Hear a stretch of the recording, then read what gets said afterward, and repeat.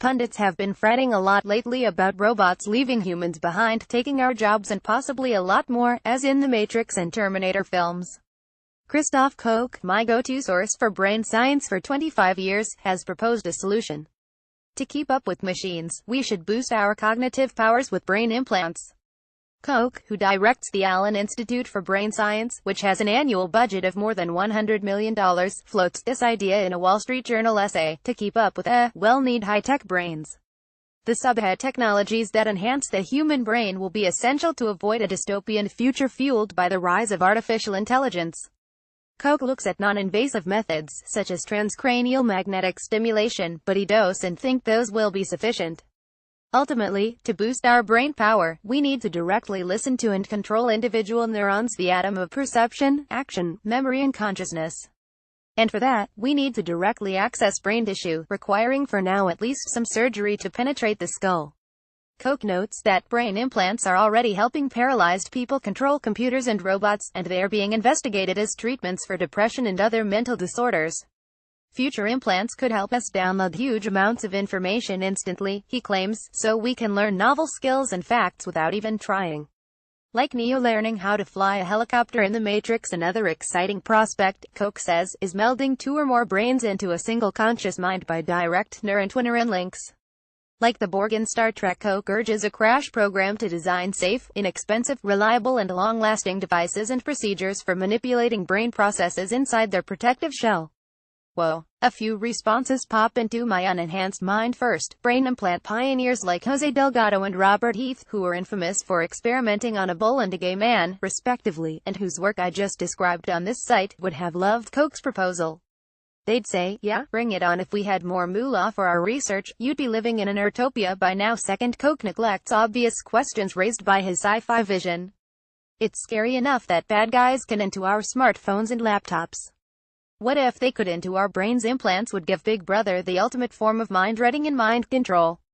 Third, and this is my most important point, we are nowhere close to being able to enhance the brain in the manner that Koch envisions. Scientists have been experimenting with neurotechnologies for mental illness for more than half a century, and they have little to show for it. Reliably integrating neural tissue and digital technologies would require cracking the neural code, the brain software, which transforms processes in the brain into perceptions, memories, emotions, decisions.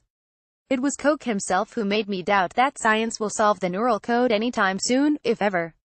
As I pointed out in a column last year, neuroscientists have, if anything, too many candidates for a neural code. There are population codes, rate codes, temporal codes, grandmother cell codes, chaotic codes and others. Koch once told me that the neural code is almost certainly not as simple and as universal as the genetic code. Neural codes seem to vary in different species and even in different sensory modes within the same species. The code for hearing is not the same as that for smelling, Koch explained, in part because the phonemes that make up words change within a tiny fraction of a second, while smells wax and wane much more slowly. There may be no universal principle governing neural information processing, Koch said, above and beyond the insight that brains are amazingly adaptive and can extract every bit of information possible, inventing new codes as necessary. So little is known about how the brain processes information that it's difficult to rule out any coding scheme at this time.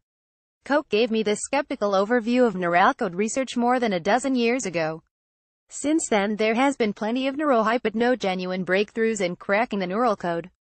Koch has thrown his weight behind a mind model called integrated information theory. It implies that even a single proton might be conscious, which means that consciousness pervades the entire cosmos, as decreed by the mystical doctrine panpsychism.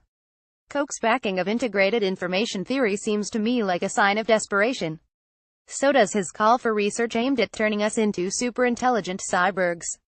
Koch is perhaps seeking a grand justification for the brain research through Advancing Innovative Neurotechnologies Brain Initiative, a multi-billion-dollar federal program that supports research at the Allen Institute and elsewhere. Koch is genuinely worried about humanity's future. That was clear when I interviewed him last year in Seattle for a book I'm writing on the mind-body problem. He expressed concern over inequality, political instability, nuclear terrorism and war. He feared that science, far from solving our problems, might exacerbate them. Advances in artificial intelligence, for example, could displace human transportation workers. Vast numbers of trucks and cabs will be automated because it's safer, cheaper and quicker, Koch told me.